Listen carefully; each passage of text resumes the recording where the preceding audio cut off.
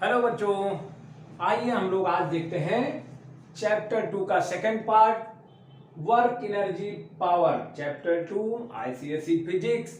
तो हम लोगों ने बच्चों क्या देखा था पिछले वीडियो में? पिछले वीडियो में हमने चर्चा की थी वर्क की। वर्क क्या होता है?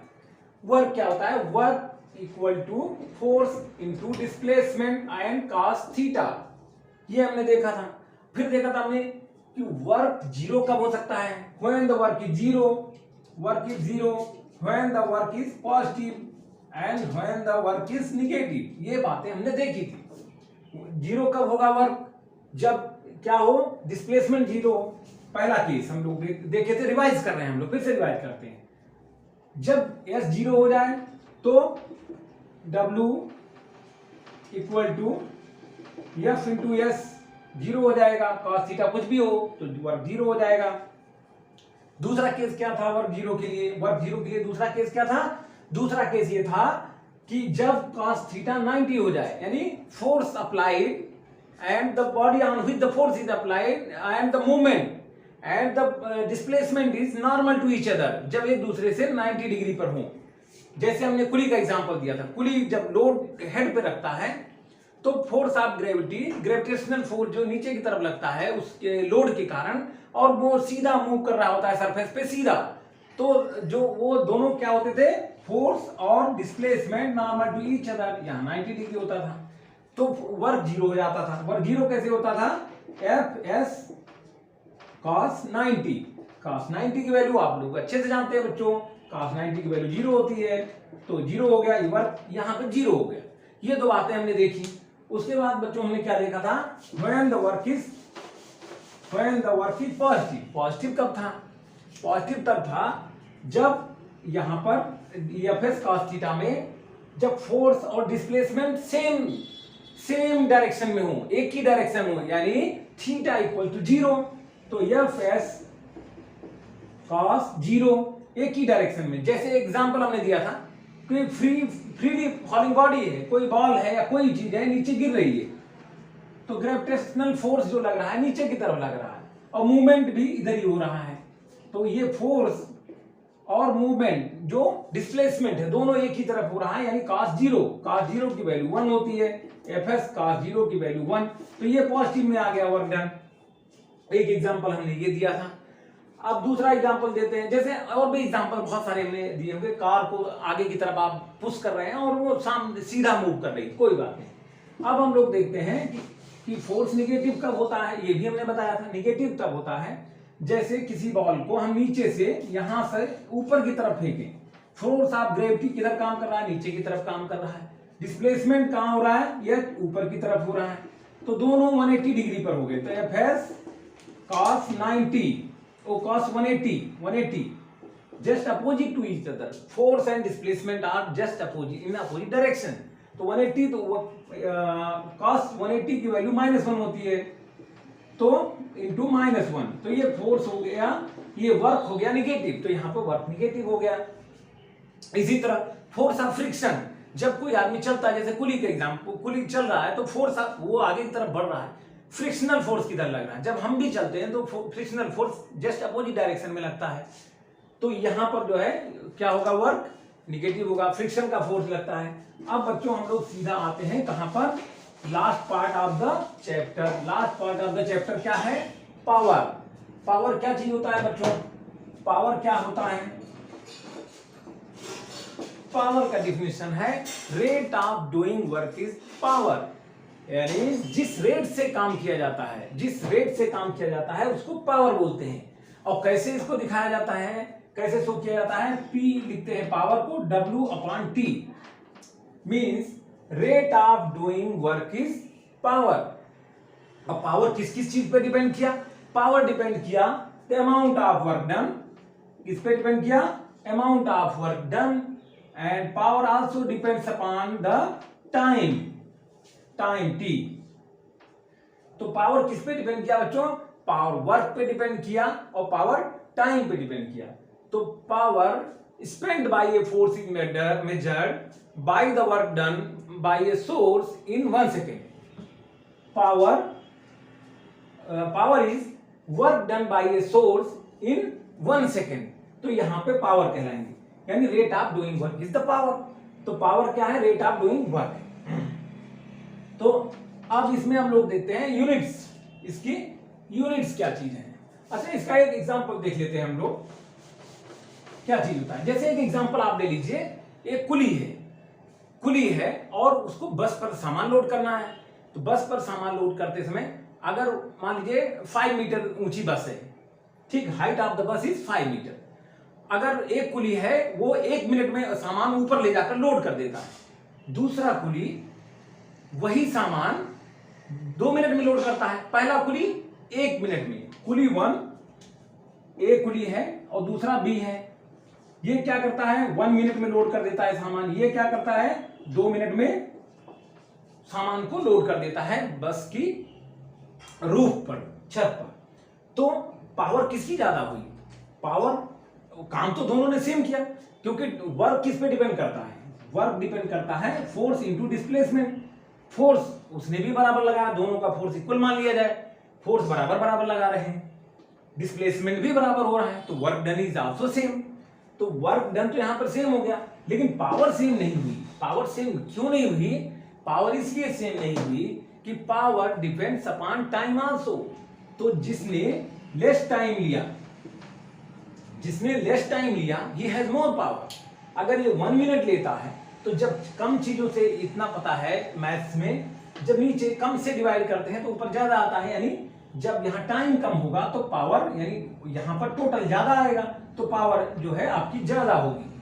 तो जो यहाँ टाइम कम लेता है उसकी पावर ज्यादा होगी। तो work done is same, keeping the work done constant, who takes more time having less power and the person who takes less time having more power। तो पावर की ये चीज हम लोगों ने देखी, पावर किस पे डिपेंड करता है? Work and time. अब इसकी यूनिट्स हम लोग देख लेते हैं। अब यूनिट्स क्या हुई बच्चों? यूनिट्स ये हुई, वर्क यूनिट क्या होती है बच्चों? जूल, ठीक, जूल होती है, और टाइम की होती है सेकेंड, ठीक। तो पावर की यूनिट क्या हो गई? Joule per second. क्या हो गई? जूल, जे लिख लीजिए, और पर सेकेंड। पावर की यूनिट हो गई जूल पर सेकेंड। इसी को वाट भी कहते हैं बच्चों। पावर की यूनिट को, इसी को जूल पर सेकेंड को वाट कहते हैं। क्या कहेंगे? Watt equal to joule per second, ठीक है बच्चों। अब इसी चीज को हम लोग देखते हैं दूसरे टर्म्स में। दूसरे टर्म्स में क्या देखते हैं कि 1 वाट पावर कब जनरेट होगी, यानी power spend by source is 1 watt when the power spend by source is 1 watt. 1 watt की पावर कब वो जो है जनरेट करेगा, स्पेंड करेगा। ये जो है 1 हो गया 1 वाट, ये वर्क हो गया जूल में, और ये सेकेंड। तो 1 वाट पावर कब होगी बच्चों? जब 1 जूल का वर्क 1 सेकेंड में हो जाए, यानी if 1 joule of work is done by the source in 1 second, 1 joule of work is done by the source in 1 second, that source power will be 1 watt। उस सोर्स की power 1 वाट होगी। 1 joule का काम 1 second में हो जाए तो समझ लीजिए उस सोर्स की पावर 1 वाट है। हम लोग बल्ब खरीदने जाते हैं, हीटर खरीदने जाते हैं, हम लोग उसकी पावर देखते हैं कितनी पावर का है। यही चीज हम देखते हैं कि उसके जो वर्क डन है, एनर्जी स्पेंड है, जो उसमें इलेक्ट्रिकल अप्लायंसेस के टर्म्स में हम देखेंगे, तो 1 सेकेंड में कितनी एनर्जी स्पेंड करता है, कितना पावर आउटपुट हमको मिल जाएगा, वो चीज हम लोग देखते हैं। 1 watt equal to 1 joule upon 1 second. तो इसकी यूनिट क्या हो गई? Joule per second. दूसरा, हम लोग इसको किलोवाट, इसकी बिगर यूनिट्स भी होती हैं, जैसे किलोवाट हो गया आपका। किलोवाट क्या हो गया?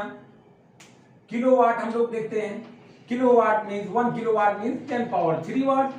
मेगावाट हम लोग जानते हैं, मेगावाट 10 पावर 6 वाट। गीगावाट अगर देखते हैं, गीगावाट तो 10 पावर 9 वाट। तो ये सारी इसकी बिगर यूनिट्स ऑफ पावर हो गई।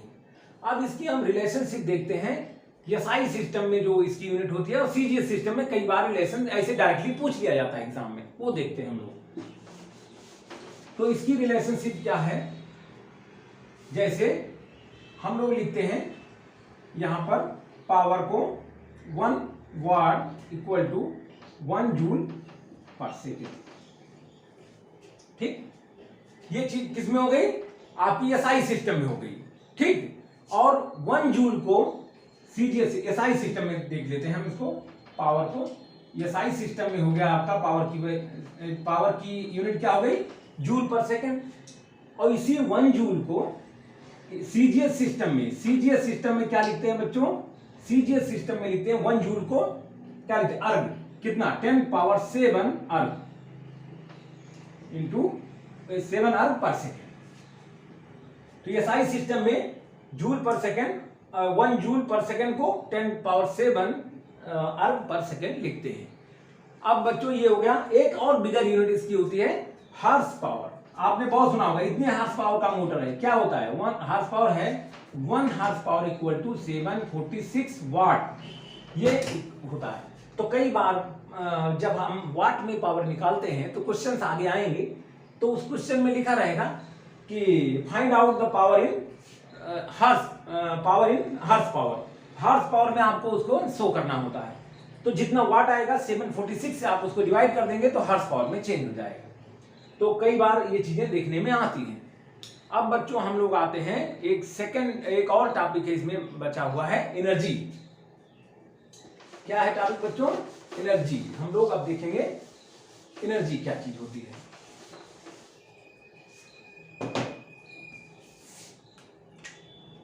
एनर्जी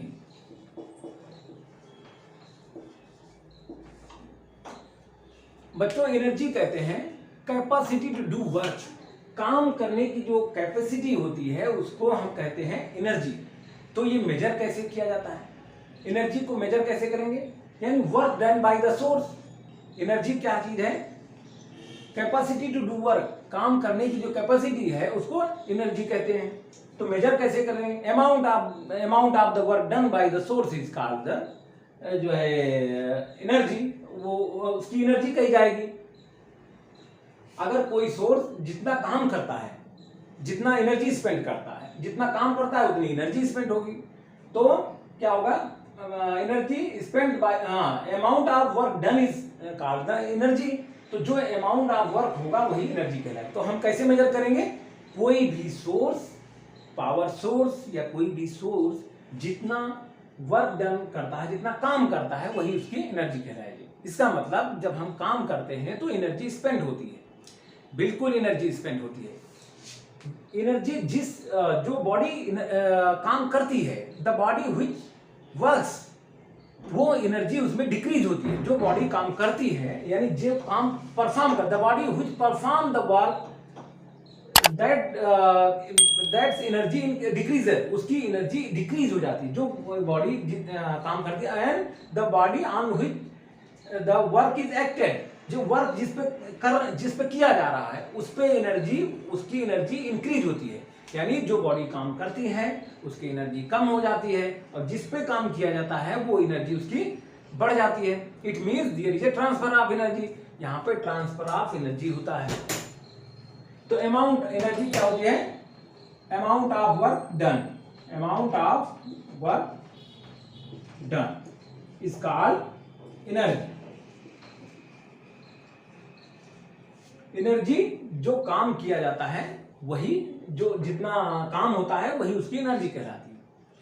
तो ठीक है, तो काम के ड्यूरिंग वर्क एनर्जी का ट्रांसफर भी होता है। जो बॉडी परफॉर्म करती है वर्क को उसकी एनर्जी डिक्रीज होती है, और जिसपे एक्ट किया जाता है, जिसपे वर्क होता है, उसकी एनर्जी बढ़ती है। अब इसकी हम यूनिट देख लेते हैं। तो जब एनर्जी और वर्क डन बराबर होता है तो जो वर्क की जो यूनिट होगी वही एनर्जी की भी होगी। तो वर्क एनर्जी की भी कही जाती है जूल में इसका मेजरमेंट भी जूल में ही होता है। ठीक है, तो एनर्जी भी जो है जूल ही है, जो वर्क की जो यूनिट है वही एनर्जी की यूनिट। अब इसकी बिगर यूनिट्स भी हैं। बिगर यूनिट्स क्या क्या हैं, बिगर यूनिट्स में आपकी एनर्जी की बोला जाता है वाट आवर में लिखते हैं, और कहीं पर kWh लिखा रहता है, किलो वाट आवर लिखा रहता है। तो वाट आवर क्या चीज होता है, watt hour equal to watt hour. Watt को क्या चीज लिखते हैं हम लोग, पावर होता था वाट में, पावर यानी joule per second. Joule per second हम लोग लिखते थे 1 watt equal to 1 watt into 1 hour. तो 1 वाट इक्वल टू कितना होता था 1 जूल पर सेकेंड, और 1 आवर में होता है जो है 3600 सेकेंड। तो जूल पर सेकेंड यानी इस सेकेंड को आप नीचे भी लिख सकते थे। तो 1 watt hour equal to 1 watt into 1 hour. तो 1 वाट को 1 जूल पर सेकेंड और 1 आवर को 3600 पर सेकेंड, 3600 सेकेंड। तो ये सेकेंड ये आपका, तो 3600 joule. 1 watt hour equal to हो जाएगा ये 1 watt hour equal to 3600 joule.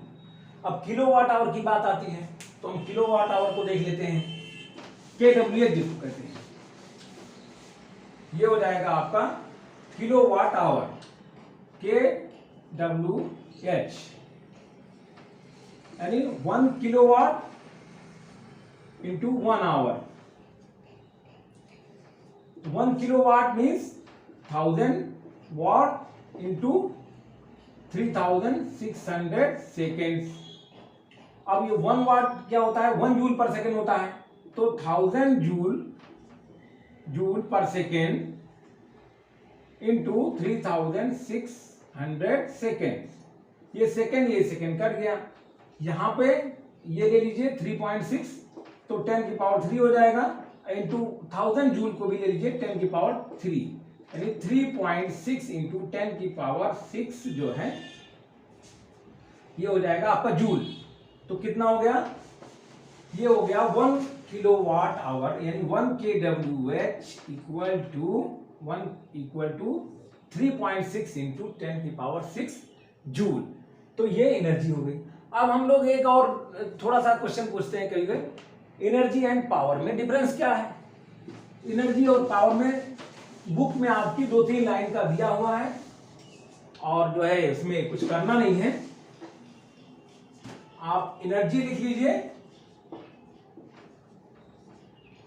Energy, और दूसरी तरफ पावर लिख लीजिए। 3 लाइन आपकी दिया होगा। एनर्जी क्या है और पावर क्या है।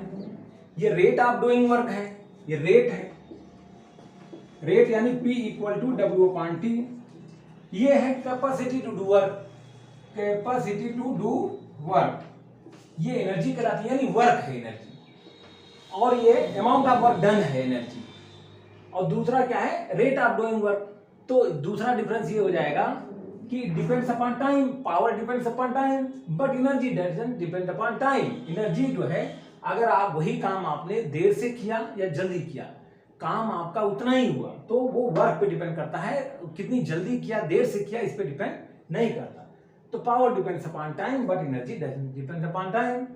और एनर्जी का जो यूनिट होता है वो वर्क की यूनिट होती है जूल, पावर की यूनिट होती है वाट।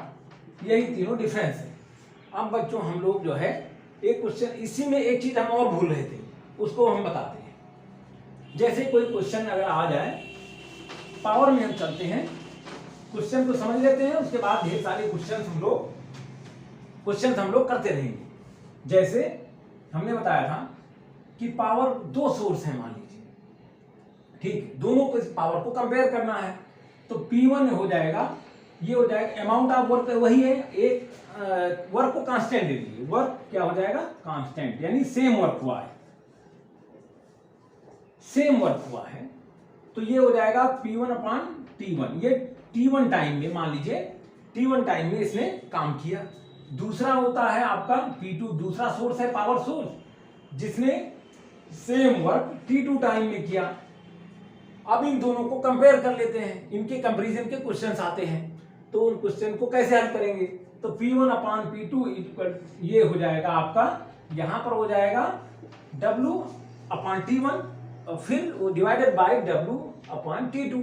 अब ये ऊपर चला जाएगा तो क्या हो जाएगा बच्चों, W/T2/W/T1। ये ऊपर चला जाएगा इसके साथ, ये इसके साथ मल्टीप्लाई हो जाता है, ये कट गया। तो P1/P2 इक्वल टू T2/T1।